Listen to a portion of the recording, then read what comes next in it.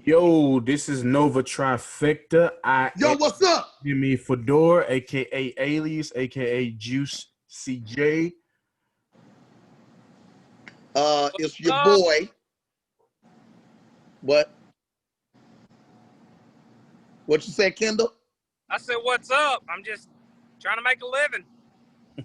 The working man. The working man. Yes, sir. Kendall, a.k.a. The working man, the tired man.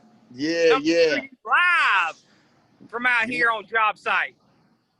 It's Rashad, aka Mag Negro. What's up? Well, the Lakers going to the chip. We going to the chip, baby. Finally. Finally. And The I know one of West. I know one of my homeboys got aggravated with me last night because he was like, Lakers fans acting like they understand the struggle. My homeboy Tommy Suits said Lakers fans acting like they understand the struggle. But it has been a struggle. And to be honest with you, this whole decade, we've been trash. Yeah, it's been 10 years. And not only that, but we lost our hero Mm-hmm. this year. So in a way, it's been more of a struggle than other franchises that never, ever win have gone through. So it's a big one. Yeah, Congratulations. I know both of you are big Laker fans. So congratulations. It hadn't really hurt my feelings too much that y'all been out of it for this long, but you know, that coming from a Spurs fan, but man, y'all needed this one. Y'all needed this one bad. You lost one of the goats. Just not only on the basketball court, but off the court, everything he was doing, and you know, the things he was doing for with his Mamba, with the the girls basketball and the guys basketball, and training a lot of today's stars. Man, just really lost a good person, and man, it's how fitting that the year that happens, y'all get back there after 10 years. Congratulations to y'all, man. I don't know how LeBron does it, man. He's what, 36, 35, or is he older than that? 35, I think. He's 35. Man. I think his birthday in December, ain't it? Something like that. So he'll be 36 in December. Wow, man, 35 years old, and to still be right there in it, finishing second. You know, some might say he should have finished first. Being able to carry teams to the finals the way he did. I know he had a lot of help this year. He's got a better team around him than he's had in a long time, but still, 35 years old to ball like he balls, and that's got to be a lot of burden on him, wearing the purple and gold, knowing that storied franchise, and trying to fill the shoes of the Mamba, and then we lose the Mamba. That was a lot of pressure on him, I'm sure. So, congratulations. I said it from day one. I didn't see nobody beating the Lakers in 7 games. So, I think the same's going to hold true no matter who he faces in the finals. I've got him coming out on top. Facts. I agree. Yeah, I'm very, very excited. It's been a decade. The job's not finished yet, just like Kobe said. So we'll be waiting. What do you think is different about this LeBron-led team than teams in the past? Because I got my ideas on it. Well, I think for the first time in a very long time, maybe even the first time ever, because, I mean, okay, LeBron's had great teammates in the past. Dwayne Wade, Chris Bosh, Kyrie Irving, Kevin Love. But I think Anthony Davis is the most talented teammate that he's had. And what LeBron needs is somebody to help with the scoring load. That way he can actually do what he was born to do. And that's facilitate. I feel like his entire career, he's always had to play outside of himself. He's always had to do things like, I don't think he's ever wanted to be a 30 a night type scorer. I think he scores because he has to, or he scores because he can just roll out of bed and get 30 points a game. But truthfully, I think this is the way he's always wanted to play. Around 24 points a game, averaging about 10 assists a game, about 10 rebounds a game, and then being able to reserve energy because he doesn't have to carry the scoring load and close the game out at the end of the game. He finally can do that. And then take on the responsibility of guarding the best player at the end of the game, last 3 or 4 minutes of the game, crunch time in the game. He can guard like he would, guard Jamal Murray at the end of the game and take him out of the game. Jamal Murray is 6'4", LeBron 6'9". All Bron got to really do is beat him to the spot, and he can get the block or at least alter the shot. So it makes sense. And I think that LeBron been waiting on this his entire career, and he finally got it. So I'm happy for him. I'm a LeBron fan. I'm not as big a LeBron fan as I am a Kobe fan, but I like LeBron. I always have, and I think he's the GOAT. So but more than anything, I'm a Laker fan, and I'm just glad we back in the finals. Yeah, I think what's a little different on this team is it feels like he doesn't have to carry the load. He doesn't have to do every single thing like he normally has to do. He could be a part of the system, and usually he is the system. It don't feel like he's the system now. And so I think even with a Rondo, taking some of that ball responsibility and getting people involved and telling people where to go, LeBron ain't got to do everything. You got guys coming off the bench like Dwight Howard defending and rebounding and being that nasty presence on the floor. You got KCP finally hitting some shots. You got Alex Caruso. You got Alex Caruso making timely steals and timely buckets and yamming that thing. Jordan Caruso. And so I think this, it's a really good team. They got their identity. And I kind of like, what we had in our chances against either Miami or Boston. So Anthony Davis is just playing out of his mind. So, LeBron doesn't have to lead the team in scoring. He can sit back and save energy like he did the other night. So he had to check Jamal Murray down the stretch. That was huge. So, I'm really excited about our chances in securing this championship. I agree. And I know people, how people just love to throw shots at LeBron. So they'll try to put a little asterisk by it and say, well, you didn't have to beat the Clippers. You didn't have to beat Giannis. Well, you know why you didn't have to beat them? Because somebody else beat them. I mean, I think that's going to be a ridiculous argument that people are going to try to make. But they didn't get there. That's their fault. That ain't Bron's fault. They didn't get there. And if the Clippers couldn't beat the Nuggets and the Lakers just gave a gentleman's sweep to the Nuggets, well, the Lakers were a better team than the Clippers in, and I understand the matchups and everything like that. But I don't think the Clippers could have beat the Lakers in a 7-game series. I think people underestimate how great the Lakers are defensively. We got a big team, man. When the Lakers get ready to clamp up, it's difficult. It's difficult to score. Yeah, just piggybacking off of what y'all said it perfectly. He doesn't have to do as much. When he was at the Cavs, he had to do everything, I felt like, with the exception of Kyrie. But, he had to carry. He's had to carry some teams to the finals. And, he's kind of carried the Lakers a little bit, but nothing like he had. And he can sit back, relax, and, AD's just playing out of his mind right now. It's just he's not having to do as much. He can save his energy. He can, he can guard, who he's got to guard. And, it's kind of echoing just what y'all said. He doesn't have to do it all. And I thought that some of those teams that he's been on, he's had to be everything. The facilitator, the head coach, the GM. He's had to, be the scorer, the rebounder, the shot blocker, everything. Everything all the way down to the water boy almost.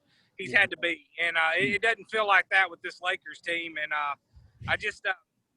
even if he'd paid, the Bucks or the Clippers, even Toronto, that was who I thought was going to make it. But even if they would have faced off with any of those, I still don't see nobody beating the Lakers in 7 games.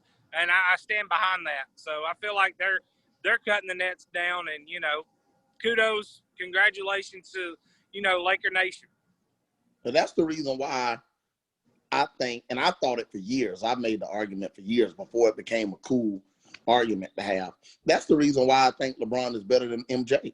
I think he's better than MJ because LeBron's carried teams his entire career. LeBron's had to carry teams. You know, Michael Jordan got a lot of help from Phil Jackson. He got a lot of help from Scottie Pippen. He got a lot of help from Dennis Rodman. And not to say that LeBron hadn't had some great players and great scores to help him out and stuff like that. But LeBron's also never had a great coach. LeBron also didn't go to college and learn how to play and learn how to win. He kind of had to learn that stuff as he goes. He's had good coaches, not great coaches. He's had the majority of good teammates, not great teammates. You know, Dwayne Wade was great. Kyrie Irving was great, but AD is ultra talented. AD is 6'10". AD can do everything. He's almost unguardable. So I that's why I give LeBron the GOAT, man, because LeBron has had to carry his entire career. Even when he has had other talented scorers, he still had to carry the team. LeBron got to facilitate. LeBron has to keep everybody involved in the game. LeBron in his prime can guard multiple positions. You know, LeBron got to the finals with good players, not great players, good players. So, you know, I'm riding with LeBron for the GOAT. I think LeBron the GOAT because he can shoulder more than I think Michael Jordan could. But at the end of the day, I'm just so ecstatic with the Lakers back in the NBA Finals. It's been a long time, man. Yes, sir. And having said all that, you know, congratulations to the Lakers. Congratulations to head coach Frank Vogel, LeBron, AD, and these guys. Who do you think they're going to be facing? The Heat. I think I it's gonna think be the Heat too. Yeah, I think it's gonna be the Heat too at this point. And I do think it's coming to a point where we about to start having the whole Boston accountable for you know, losing in the Eastern Conference Finals because, you know, for a while we was giving them the young excuse and saying, well, they're young and it's not their time yet and stuff like that. But at this point, it's like they shouldn't be down to. I'm not gonna say they shouldn't be down to Miami, but I mean, come on, you let a rookie win that last game. Well, not the last game, game 4. Mm-hmm. You know, so it's time for y'all to, you know, step up. Y'all got a talented bunch. Kemba Walker, Brown, Jason Tatum is one of the best players in the league. Marcus Smart, I look at Marcus Smart kind of like a 2000s Ron Artest. You know, I kind of look at Marcus Smart like that. They got a good coach in Brad Stevens. It's time to start holding Boston accountable for not being able to get it done if they indeed can't get it done. Because I honestly think they got a more talented bunch than Miami. You know, but I'm picking Miami because Jimmy Butler's a leader. He is. He's a leader. Now, he may have 10 points one game, and one game he may have 30, but he's a leader, you know. So I'm going to give it to Miami right now, and I think the Lakers will beat Miami in the gentleman's sweep in the finals. Do you think? Because I think if we play Miami, they'll give us a little problem. I think we'll win in the end, but I think that zone could potentially, you know, give us problems because we don't shoot the ball particularly well, and I think that zone forces you to make shots. So I'm thinking that they can give us an issue if we go cold, but I don't think they have anybody that can deal with LeBron. Bam can actually bother AD, but he can't check him and shut him down, but he can bother AD. So I'm interested to see how that matchup goes if they win. You know, I picked Miami back in March to throw that in there, Miami versus the Lakers. So I was right on my finals pick. But you know, I think that they can give us problems, but we're gonna give them matchup problems too. Like I think Kuz will have a big series. He'll have like Duncan Robinson guarding them. You know what I mean? So I think, you know, he could be the X factor, you know, in the next series if it is Miami. Well, I think what people forget is that the Lakers can lock down defensively. You know, the Lakers got 3 guys right there at 7 foot, pretty much. And the Lakers can really make it difficult on teams. When they really get ready, they can make it difficult on teams. And it's different. When you look at LeBron play now, you're looking at a different LeBron. You're not looking at the LeBron that Eric Spoelstra coached in Miami. That LeBron was all gift, all talent, 100 miles per hour. But this LeBron is more reserved. Look at the way he played that game last night.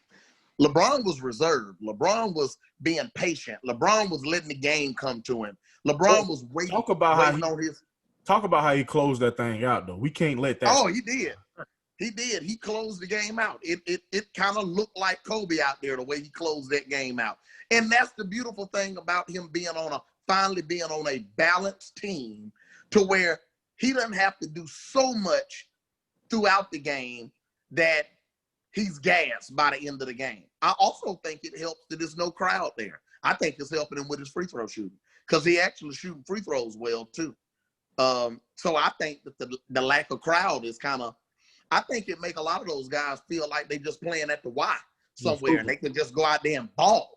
That's why a lot of these guys, some of these guys that you don't see cutting up like this in regular games, in the regular season, when they playing in front of, thousands of people, they going out there and balling in the bubble, because they feel like they playing at the Y or something like that. So I think that's got a little something to do with it. But LeBron closed that thing out last night. But what's more impressive to me is just how he's letting the game come to him. He's he's always been a brilliant basketball player. But now he's just brilliant, patient, lets the game come to him. If LeBron would have been playing like this back in 2011, he never would have lost to Dallas. Because he knows, I don't think he can be shut down now, because he just knows how to play the game so well. Yeah, I agree. I'm excited to see the matchup. Miami. Well, it still remains to be seen, but Miami versus the Lakers, and Go Lake Show. In the words of the great late Kobe Bryant, the job's not finished though. Yeah, it ain't finished yet. We excited. Not finished. My job's not finished, and it looks like I've got to go. So before I leave you, congratulations to all of you Laker fans. Go get that ship. Roll Tide. Auburn, we're going to see what you're made of next week. You got a big one with Georgia. And LSU, sit down. You can't restock like the Tide, baby. Sit down. All right, bro. Have a good rest of your shift, bro. All right, man. I love all of you. Know a trifecta, baby. I'm out. Yes, sir. Love you too, bro. You too, bro. Yeah. But yeah, Kendall brought up an interesting topic that we're going to, go into right now. College football is back. Well, college football been back, but the college football that we care about, the SEC is back, baby. Alabama, Auburn. You Auburn Tiger. I'm Alabama Roll Tide. War Eagle. What did you think about? Yeah, you got that shit, in the backdrop. What did you think about Auburn Tigers? I was excited when I saw the first touchdown, because the offense looked different. We got different offensive coordinator running the show this year. I know that probably was difficult for Gus to do, because he's an offensive guy. So I know that was probably difficult for him to relinquish, the offense, and because that's what he is. That's what he does.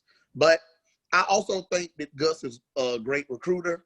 I think that Gus is good at motivating his team. So I think he can sit back and manage the team and let somebody else run the show on offense. Because we had Bo Nix had more options downfield.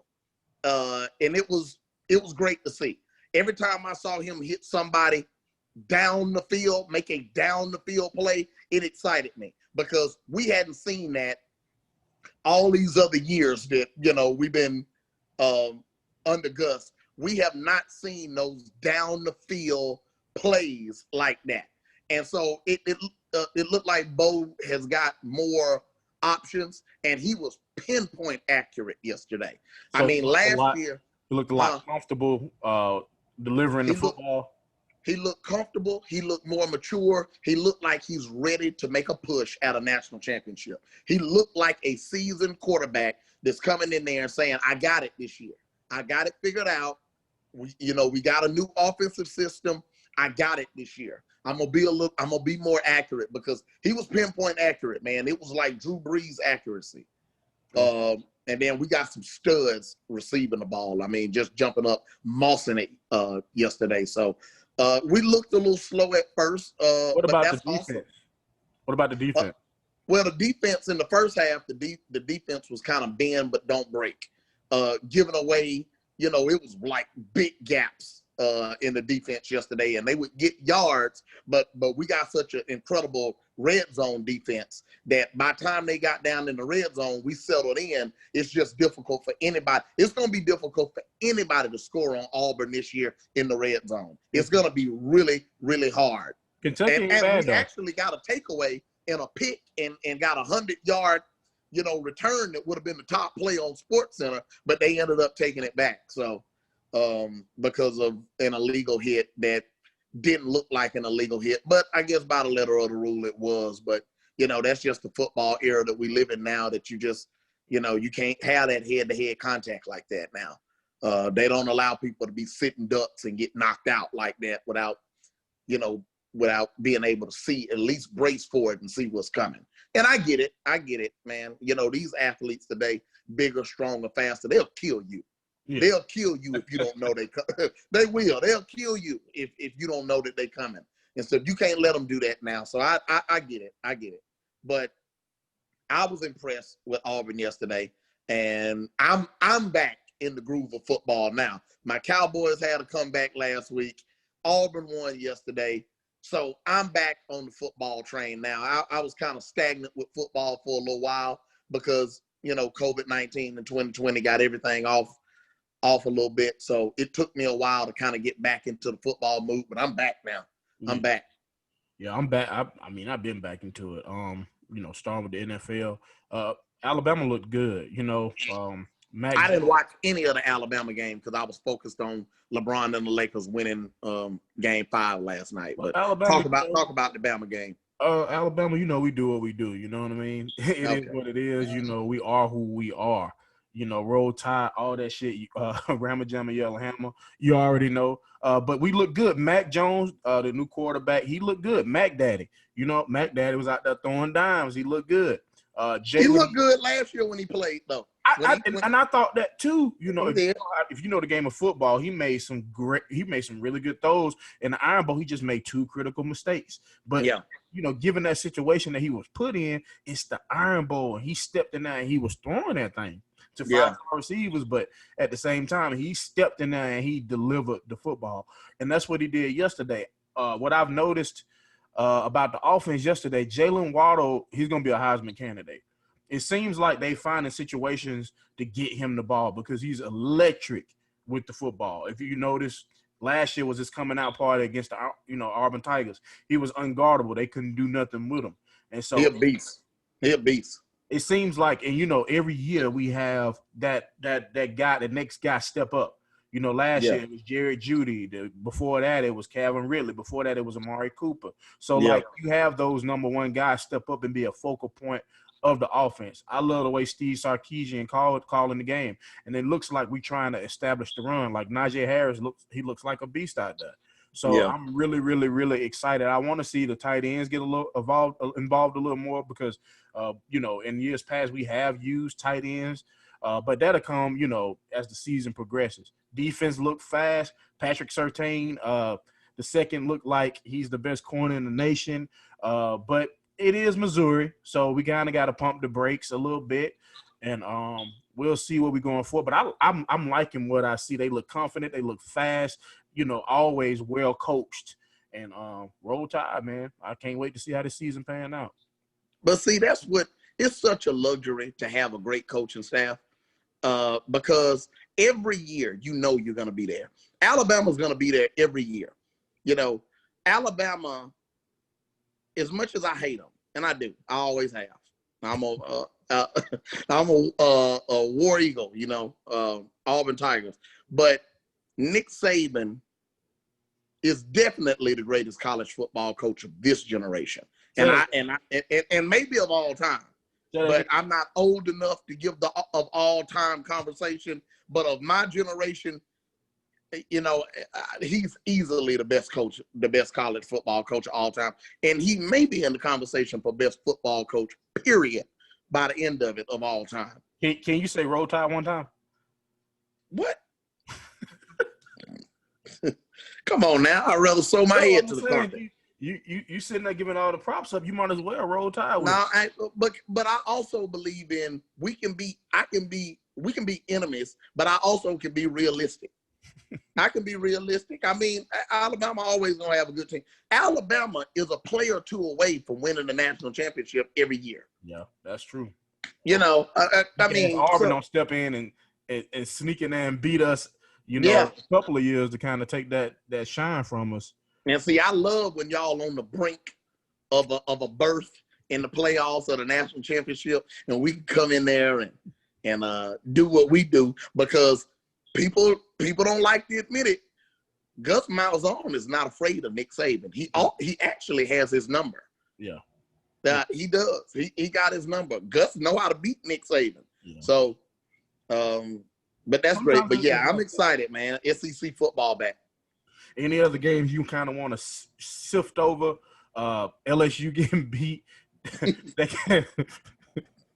They got through for 600 yards. How you let somebody come in on their debut and throw for 600 of them things? I don't like LSU anyway, so I laughed. The first when I saw it on SportsCenter that he cut up on them like that, I just started laughing. 600 yards and 5 of them things. Yeah, that's crazy. 5 tubs. That's crazy. I thought it reminded me, because I remember back in 2007 when Kobe Bryant scored 81 points. And I remember a lot of nights I would fall asleep with it on ESPN. And when I woke up that morning, I heard them saying Kobe Bryant scored 81 points last night. And I remember I woke up and I thought I was still dreaming. Like, 81 points? Man, get out of here. I rolled back over and thought I was about to go to sleep. And then I just woke up like 81 points. That's how I did. That's how I did when I saw that he threw for 600 yards on LSU. I thought it was a joke. I like 600 yards. But LSU will bounce back, though. Yeah. They'll bounce back. They always do. I'm not an LSU fan, but LSU is another program that, you always got to respect them. They'll be back. Them in for 9, 10 wins, 8, 9, 10 wins. They really don't have down years. Yeah. It's always a quarterback away. Yeah. Always a quarterback away. And the year that they got a quarterback last year, and you see what happened. I agree. Florida also looked good. Trask, he tossed 6 touchdowns yesterday. And that receiver they got, he a monster. You know what I mean? He had 180 yards, 4 tubs. Oh my God. He gonna be something to deal with. Yeah. But yeah, any final, thoughts about college football before we move on to the next and final topic? I'm just excited for Auburn and Georgia next week. That's always a great game. Classic. It's always an instant classic. It is. It's always a classic. I don't like playing Georgia because Georgia really has our number. I'm always more afraid of Georgia than I am Alabama, as crazy as it sounds. Yeah. I'm always more afraid of Georgia than I am Alabama, because when we have a good team, we beat Alabama. It's just we do. When we have a good team and when we're having a good season, we're locked to beat Alabama. Now, we don't beat y'all when we're not having a good season, but when we are having a good season, you can check it, lock it in that we're going to beat Alabama. But when we play Georgia, we have an issue with Georgia, man. Yeah. We have an issue with Georgia. And so playing them the second game in the season, at least we ain't playing them at the end of the season. I always used to get annoyed when we have to go from LSU and then we have to play another tough SEC game. And then in a couple of weeks, we got Georgia. In a couple of weeks, we got Bama. So I'm glad we're doing it at the beginning of the season, to be honest with you. Right. So that's what I'm anticipating next week. All right. Well, Roll Tide. Say it one time. Stop. All right. Moving on to the next and final topic, something we want to touch on. We want to touch on the Marvel Universe. In the DC universe, we big nerds, so we want to touch on nerds. they announced the Nick Fury show. What do you think about that? Well, it's Samuel L. Jackson. So first It's off, gonna be I'm a lot watching. of motherfuckers or It's motherfuckers. gonna it's gonna be MFs everywhere. No, it's Disney. He can't do it. Yeah. They put that in Sam's contract. Sam. Don't they call they call Sam Mr. Motherfucker, don't they? And the crazy thing is, I think that's Sam being real. Yeah. Yeah. Sam talked like that in interviews. Yeah. I watched him in interviews with Quentin Tarantino and stuff like that. Sam talked like that for real. Yeah. He do. He talked like that for real. Sam ain't no joke. But what do you think this show, what it could potentially be about? What the I guess the time setting. What could Nick Fury be doing? Because what's the last we seen of Nick Fury? When he well, we saw him at the end of Spider-Man: Homecoming. I'm trying to think. Will it maybe have something to do with Secret Invasion? That's what I'm saying, because that's the last when he was on the ship with the scrolls. Yeah. Okay. Yeah. Yep. At the end of not Homecoming, but Far From Home. At the end of Spider-Man: Far From Home, we saw him. So it may have something to do with Secret Invasions. It may be including the scrolls. It may be. So I mean, I think it's gonna be interesting. All the Marvel shows gonna be interesting though. I think all of them gonna be a lot of heavy cameos. In Nick Fury, because he's connected to everybody. Yeah. So I'm excited for that show, to be honest with you. I'm excited for it, but I'm excited for every Marvel show. I'm excited for WandaVision. WandaVision, I have absolutely no idea what's going on in the trailer. Exactly. I have absolutely no idea, but I'm excited for it. That's the great thing about Marvel, and that's what Kevin Feige and Marvel's done such a great job at, is they've built up such a trust with our nerd community and our fan base that we just trust them. Yeah. I don't know what's going on in the WandaVision trailer. I think it's cool. I think it's cool how they ended up in their old comic book costumes and everything like that. I think it looks cool, but I got faith in it. It doesn't matter what it is, because Kevin Feige and Marvel Studios have built up such a trust with the fan base that anything that they come out with, we're going to not only watch it, but we're going to give it the benefit of the doubt. And more than likely, we're going to enjoy it, because everything they do is either solid or good. Every now and then we get greatness from them, but everything is going to be good. It's going to be a good story. It's going to be a good storyline. It's going to be good acting, because they get the best actors to play these roles. So, Marvel just a locomotive. Yeah, I'm looking forward to Captain Bucky. I really want to know what that's about. So in the Loki series, but I'm most excited for the Hawkeye series. I think that could be really. Yeah, I think that could be phenomenal.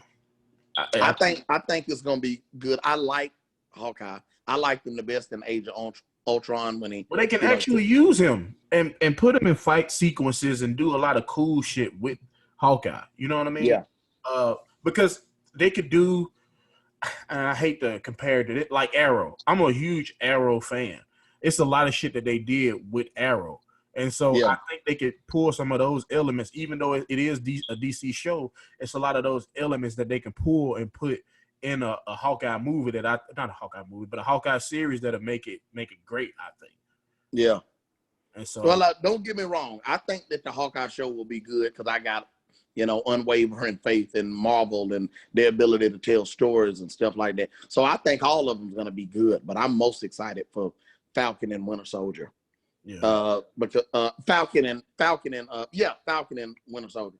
So I mean, I definitely that's my most anticipated one. Yeah, and Marvel, if it's anything like the Winter Soldier, then I'm, that's my favorite Marvel movie still. So I think they're gonna have a lot of brotherly banter in that, like a bromance. I think that's what. Yeah. But they pushed Black Widow back. They pushed a couple titles back to next year. I think it's a smart move. I want to ask you this, because during the pandemic and all this, both sides have had to reassess and reevaluate their situations. Do you think that at this moment, DC can, I'm not going to say catch up, but equal Marvel, in this hiatus with the next slate of movies they got coming out? Well, Because it is a war. Like it's like Microsoft and Apple. You know what I mean? DC and Marvel. You know, DC wants to be what Marvel is. In the next slate, they got some shit coming. Do you think that they can live up to expectation and give them that competition that's equal in everybody's eyes? Well, you know, it's a weird thing because to me, everybody knows that DC's got the two greatest superheroes of all time, Superman and Batman. That's the two best superheroes of all time. And I got Spider-Man there and Wolverine there and stuff like that. But Superman and Batman are the two best American superheroes. But in this decade, Kevin Feige has made Iron Man and Captain America the two top superheroes in America. Yeah. That's crazy. And DC managed to lose that spot. Yeah. You know, in the superhero era. So, but then you'll get a classic from DC every now and then. It's weird, man. Man of Steel is a classic. Wonder Woman is a classic. Aquaman is a classic. Shazam was solid. Yeah. Joker is a classic. Yeah. Like once every 3 years, they do a classic. But as far as the storytelling of the universe, they hadn't been able to figure that out yet because I think they tried too hard to catch Marvel early. Yeah, like they tried to catch up to what Marvel was doing, and they dropped the ball. And they weren't ever able to. Well, I actually don't think that they get a lot of people that's connected with the source material like Marvel does too. See, Kevin Feige and all of his bunch, they're connected to the actual comic books. And now they got the monetary assets to make it all happen. So they can go to an island somewhere and think of all of this fantastic magical things that they want to do with all these Marvel characters that they know like the back of their hand. And now they got the money the way they can do it and execute it. And that's why they've been so successful. DC go out and get random Joes to come in and, you know, try to think of a plan, and it doesn't, and it didn't work. But then you get a classic from them every now and then. So I don't know. They're not on the same page a lot of the times. Like they want to do this universe and they want to do this universe. Like it's a couple universes in the works right now. You got the Batman. That's a whole nother completely, you know, universe than the Joker that the classic they just dropped, which is a whole nother universe. Yeah. You know, the Bat. And then the Flash movie is supposed to restart the whole thing. And is that going to involve the Batman? Is that going to involve Joker? You know, the Flash movie is supposed to, you know, redo everything. Yeah. But then at the same token, you got to keep Gal Gadot because Wonder Woman is extremely successful. You got to keep Jason Momoa because Aquaman made $1 billion. Yeah. Wonder Woman 84 is probably going to be close to $1 billion, if not $1 billion. So you got to keep them. But I know you kind of want to wash your hands of the, you know, Ben Affleck Batman, even though Ben Affleck is a dope Batman. So I think where they messed up was 2016. They messed up when they did Justice League and they did Suicide Squad, and neither one of them were hits. They made money, but they weren't hits with the fan base. And since then, they've been, you know, all over the place ever since then. Right. So we'll see. We'll see what happens. Like DC got some shit down the pipeline. They got Black Adam, you know, they got the Flash movie, they got the Wonder Woman movie coming out, they got the Suicide Squad, which looks crazy. They got some shit coming down the pipeline that I'm very, very excited about. And the DC Con thing that they just had, I think that's what it was called. The little event that they had where they rolled out the footage that they had. And the Batman, they got the Batman coming. So I'm very, very excited to see what they have because they could potentially drop some classics. Yeah. You know, Marvel will give you a good movie sometimes, and then they'll give you a classic. But the consistency from Marvel is above, you know, what DC has done. DC the storytelling for Marvel. Exactly. The storytelling, the character development, that type of stuff. That's what Marvel does best. But DC will bust you with that classic once every 3 or 4 years. They'll give you a classic, all-time great movie, and they get nominated for Academy Awards and stuff. Exactly. So you can do so much with Batman. Batman got such a incredible rogues gallery that you can do so. It's hard to make a bad Batman movie. It is. Because his rogues gallery is so dope. That's why it was so easy to make 2 extremely mediocre Iron Man movies, because he got a trash rogues gallery. But you got to find a way. They trash. You got to find a way to make those villains stand out. You got to Christopher Nolan this shit. Like Bane, what people don't realize, Bane was a D-list or C-list villain. Yeah. Like, he was a big dumbass dude, you know. Yeah. You know, he broke the bat, and Nolan took him and made him a complex character, made him smart, made him talk, you know, made him think, made him realistic. So you could take those villains and do something with them. And I hope this next phase of Marvel, they have better villains, because they had Thanos. Thanos is like top tier villain all time. Well, see, how do you outdo that? That's the problem that I think that Marvel's gonna run into, because you spent the decade building up Thanos. Now you're going into a new segment of your universe, and you got no Thanos that you built up for a decade. You got no Tony Stark, and you got no Captain America. Now what are you gonna do? You're gonna go up against DC with Batman and Joker universes coming, and you coming with the Eternals and Blade, and you know. So I'm interested to see what they're gonna do. Yeah, I think if they can beat DC with Blade and the Eternals, they to go. Yeah. They to go. But yeah, I agree. Yeah. All right. Well, let's wrap this up. Bye. Boy, inconsiderate. As we do every episode, I want you to give the people, you know, some music, a movie, a series.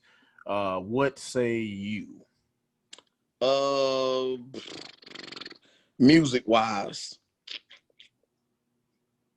you know, I'd be telling a lie if I said I've been listening to a whole lot of music this week. I have not been, because I've been so wrapped up on the Lakers finishing this series out. I have not been listening to music, but going back, piggybacking on what I said about last week, was I have been listening to a lot of Eminem, and that's what I've been doing. I listened to Recovery a lot this week. Okay. What about movies? And I forgot for a minute how good that album was. That was a good album. Yeah, you know, I love Recovery. What about movie or a series? Series, I'm going with Cobra Kai. Cobra Kai. Yeah. I watched it again. Okay. Yeah.